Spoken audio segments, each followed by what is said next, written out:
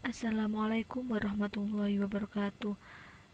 Kami dari kelompok 13 yang bernama Nur Aini, Jawahroh Sania, dan Muhammad Wozi akan menyampaikan materi presentasi yang berjudul Haji dan Umroh serta hikmahnya dalam kehidupan sehari-hari. Pengertian haji. Haji menurut bahasa etimologi adalah al-qasdu atau menyengaja, sedangkan arti haji dilihat dari segi istilah terminologi berarti bersengaja mendatangi Baitullah atau Ka'bah untuk melakukan beberapa amal ibadah dengan tata cara yang tertentu dan dilaksanakan pada waktu tertentu pula menurut syarat-syarat yang ditentukan oleh syarak semata-mata mencari ridha Allah. Sedangkan umroh menurut bahasa bermakna ziarah. Sedangkan menurut syarak umroh ialah menziarahi Ka'bah, melakukan tawaf di sekelilingnya, bersya'ru antara Safa dan Marwah, dan mencukur atau menggunting rambut. Syarat-syarat wajib haji dan umroh. Yang pertama yaitu beragama Islam. Syarat utama berhaji adalah beragama Islam, karena hanya manusia muslim yang boleh menginjakkan kaki di tanah haram. Yang kedua, sudah balik. Orang yang wajib berhaji adalah orang yang sudah balik, ditandai dengan mimpi basah bagi laki-laki dan menstruasi bagi perempuan. Yang ketiga yaitu berakal sehat. Orang yang hilang ingatan, gila, atau tidak waras tidak diwajibkan untuk berhaji. Yang keempat, merdeka atau budak. Meskipun pada saat ini sudah tidak ada perbudakan, haji tetap tidak diwajibkan bagi budak atau hamba sahaya yang beragama Islam sekalipun. Yang kelima yaitu mampu. Dalam artian bisa mengerjakan, ada bekalnya dan juga ada kendaraannya. Ada bekalnya beserta tempat bila memang butuh tempat. Dan diisyaratkan pula adanya air di tempat yang biasanya dapat membawa air dengan harga yang umum. Ada kendaraannya, yaitu kendaraan yang pantas untuk dibeli atau disewa. Yang keenam yaitu aman jalannya atau keadaan jalannya suci. Keadaan dalam perjalanan menurut perkiraan sangat aman atau tidak ada gangguan, sekiranya masih terdapat benda yang pantas di tiap-tiap tempat. Jika seseorang merasa tidak aman akan dirinya dan hartanya atau kehormatannya, maka tidak wajib berhaji. Selanjutnya, rukun haji dan rukun umroh. Rukun haji. Rukun haji ada 4.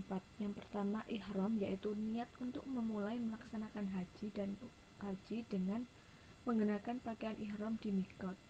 Yang kedua, wukuf di padang Arafah. Yang ketiga, tawaf, yaitu mengelilingi Ka'bah sebanyak 7 kali. 3 putaran pertama disarankan berlari-lari kecil, sedangkan 4 putaran sisanya berjalan seperti biasa. Yang keempat yaitu sa'i. Sa'i yaitu berlari-lari kecil di antara Bukit Safa dan Marwah. Yang kelima yaitu tertib. Rukun haji yang terakhir adalah tertib. Tertib memiliki maksud bahwa para jamaah ibadah haji melaksanakan segala rukun haji satu persatu atau sesuai urutan yang telah ditentukan. Rukun umroh. Rukun umroh ada 5. Yang pertama, niat atau ihram. Yang kedua, tawaf, yaitu mengelilingi Ka'bah sebanyak 7 kali. Yang ketiga yaitu sa'i, berlari-lari kecil dari Bukit Safa ke Marwah sebanyak 7 kali. Yang keempat, tahallul, yaitu melepaskan diri dari larangan ihram seperti mencukur rambut atau menggunting rambut paling sedikit 3 helai. Tahallul ini dilakukan di luar Masjidil Haram dekat Bukit Marwah. Setelah melakukan tahallul, jamaah bebas dari larangan ketika menunaikan ibadah umroh. Yang kelima yaitu tertib. Adapun sunnah-sunnah haji dan umroh ada 7. Yang pertama, mengerjakan ifrad, yaitu mendahulukan mengerjakan ihram haji daripada umroh. Yang kedua, membaca talbih, disunahkan untuk memperbanyak membaca talbih selama dalam ihram, dan juga disunahkan mengeraskan suaranya. Setelah membaca talbih, dilanjutkan membaca sholawat dan bermohon kepada Allah. Yang ketiga, tawaf qudum, dihususkan kepada orang yang haji sewaktu memasuki Mekah sebelum wukuf di Arafah. Bagi yang umroh, ketika dia tawaf karena umrohnya, maka cukuplah mengerjakan tawaf qudum ini. Yang keempat yaitu bermalam di Musdalifah. Bermalam di Musdalifah terhitung masuk dalam beberapa sunnah haji adalah sesuai dengan isi pembicaraan Imam Rafi'i. mengerjakan sholat 2 rakaat karena tawaf, yakni sesudah selesai dari mengerjakan tawaf, sholat 2 rakaat tersebut hendaknya dilakukan di belakang makam Ibrahim. Yang keenam yaitu bermalam di Mina. Imam Rafi'i sudah menegaskan hal ini, tetapi bagi Imam Nawawi tersebut, di dalam ziyadah kitab Raudhah mengatakan bahwa bermalam di Mina itu wajib. Yang ketujuh, mengerjakan tawaf wada. Ketika hendak keluar dari tanah Mekah, baik karena pergi untuk mengerjakan ibadah haji atau tidak karena menunaikan ibadah haji, sekalipun jarak berpergiannya itu jauh atau dekat. Perbedaan haji dan umroh. A. Waktu pelaksanaannya, yaitu ibadah haji dilakukan setiap 1 tahun sekali dan selalu memiliki jumlah jamaah yang banyak dan berasal dari seluruh penjuru dunia. Sedangkan umroh bisa dilaksanakan kapan saja tanpa ada batasan waktu kecuali pada hari tertentu seperti hari Arafah pada tanggal 10 Zulhijjah dan hari-hari tasyrik pada tanggal 11, 12, dan 13 Zulhijjah. B. Berdasarkan hukumnya, haji wajib dilaksanakan bagi seluruh umat Islam yang memenuhi syarat sah wajib untuk melakukan ibadah haji. Sedangkan umroh memiliki hukum sunnah muakkad, yaitu sangat dianjurkan, dan apabila tidak dilaksanakan, tidak mendapatkan dosa. C. Berdasarkan rukunnya, ibadah haji memiliki 6 rukun, yaitu ihram, wukuf di padang Arafah, tawaf, sa'i, tahallul, dan tertib. Keenam rukun ini harus dilakukan demi memenuhi syarat sah ibadah haji. Jika tidak bisa melaksanakan satu di antara rukun tersebut karena satu dan lain hal, nilai hajinya akan berkurang. Sedangkan rukun umroh adalah niat ihram, tawaf, sa'i, tahallul, dan tertib. D. Berdasarkan kewajibannya, kewajiban jamaah haji yaitu niat ihram dari mikot, batas area yang telah ditentukan sesuai dengan asal wilayahnya jamaah, menginap di Musdalifah, menginap di Mina, tawaf wada atau perpisahan, dan melempar jumroh. Sedangkan kewajiban umroh hanya 2, yaitu niat dari mikot dan menjauhi larangan ihram.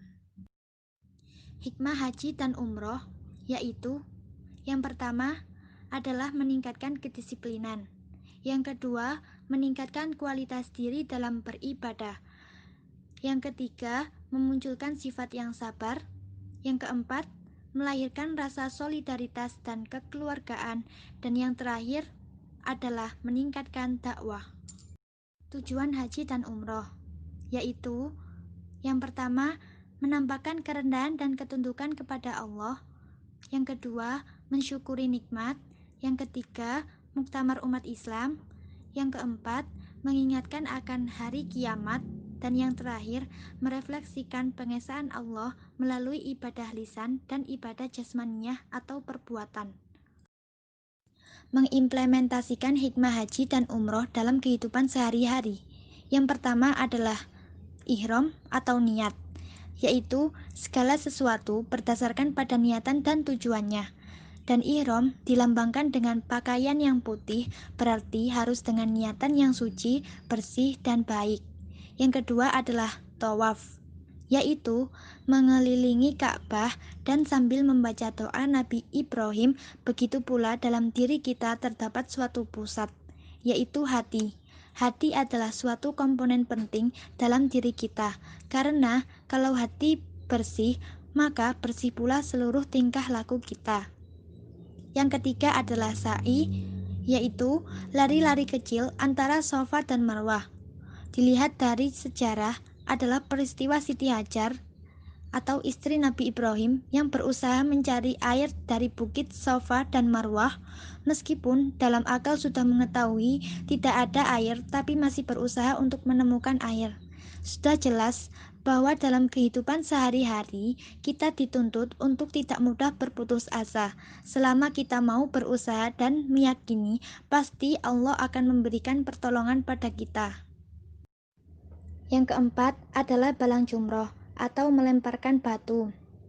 Peristiwa keteguhan hati Nabi Ibrahim waktu mau menyembelih Ismail. Nabi Ibrahim digoda oleh setan sampai 3 kali.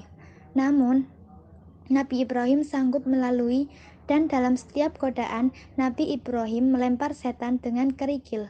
Ini diartikan bahwa setiap kita ingin memulai suatu kebaikan, bila terasa berat, terlebih lagi gagal, berarti kita gagal dalam jumroh, karena kita sudah tergoda oleh bujuk rayu setan. Namun, bila kita kuat dan bisa melaluinya, artinya kita menang dalam jumroh untuk diri kita. Yang kelima adalah wukuf atau berdiam diri dan berdoa di Arafah.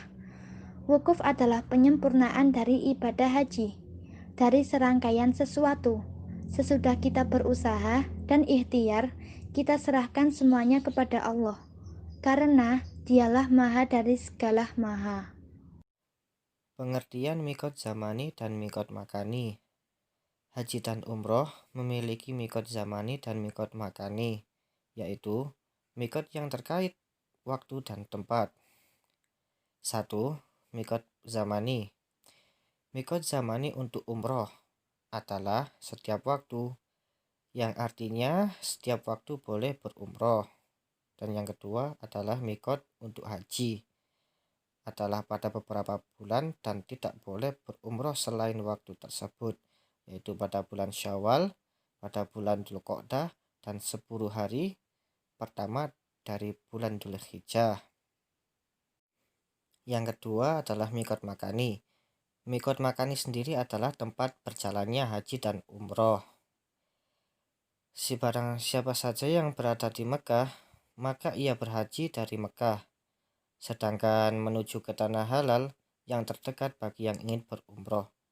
Sedangkan bagi yang selain penduduk Mekah sendiri, berihram untuk haji dan umroh mulai dari mikot yang khusus baginya. Orang yang tempat tinggal di antara mikot dan Mekah, maka mikotnya adalah tempat tinggalnya itu sendiri. Orang yang melewati mikot dan tidak berniat untuk manasik, kemudian ia berniat ihram, maka mikotnya dari tempat mana saja yang ia mau. Umroh sunnah atau bisa disebut dengan umroh mufrodah adalah ibadah umroh yang bisa dilakukan kapan saja, baik sebelum atau sesudah pelaksanaan ibadah haji.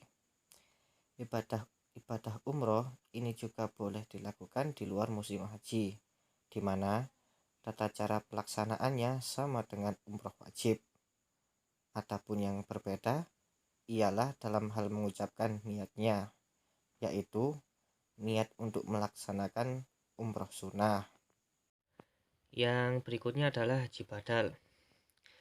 Haji badal adalah sama dengan mewakili seseorang berhaji dengan ketentuan orang lain yang mewakili harus sudah dulu melaksanakan haji secara sempurna. Dalam istilah haji, orang-orang yang menghajikan orang lain itu disebut mudhil. Haji badal sendiri dapat dilakukan berdasarkan beberapa dalil dan rujukan riwayat. Oke, itu saja presentasi dari kami. Bila ada kesalahan pengucapan atau kesalahpahaman dalam penulisan kata-kata, tapi kami meminta maaf sebesar-besarnya. Dan jangan lupa like, comment, and subscribe bila Anda menyukai video-video ini. Sekian dari kami. Thanks for watching and see you much video. Bye-bye.